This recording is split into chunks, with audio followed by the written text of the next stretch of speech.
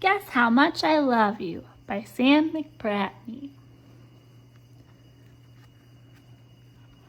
Little Nut Brown Hare, who was going to bed, held on tight to Big Nut Brown Hare's very long ears.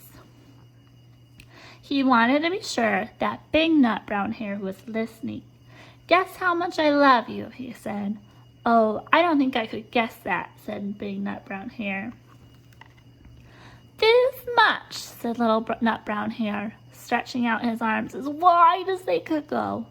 Big Nut Brown Hare had even longer arms. "But I love you this much," he said. That is a lot," thought Little Nut Brown Hare. "I love you as high as I can reach," said Little Nut Brown Hare.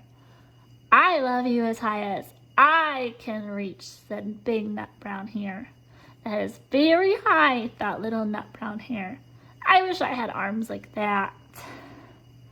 Then Little Nut Brown Hare had a good idea. He tumbled upside down and reached up the tree trunk with his feet.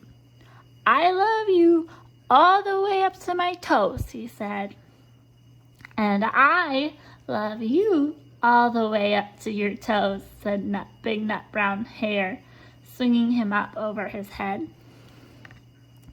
"I love you as high as I can hop," laughed Little Nut Brown Hare, bouncing up and down. "But I love you as high as I can hop," smiled Big Nut Brown Hare, and he hopped so high that his ears touched the branches above. "That's good hopping," thought Little Nut Brown Hare. "I wish I could hop like that." "I love you all the way down the lane, as far as the river," cried Little Nut Brown Hare. "I love you across the river and over the hills," said Big Nut Brown Hare.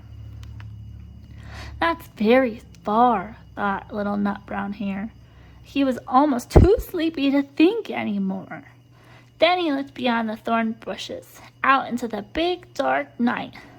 Nothing could be farther than the sky.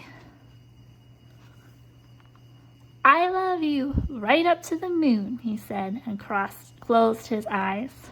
"Oh, that's far," said Big Nut Brown Hare. "That is very, very far." Big Nut Brown Hare settled Little Nut Brown Hare into his bed of leaves.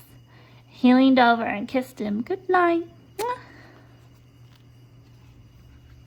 Then he lay down close by and whispered with a smile, "I love you right up to the moon and back." The end.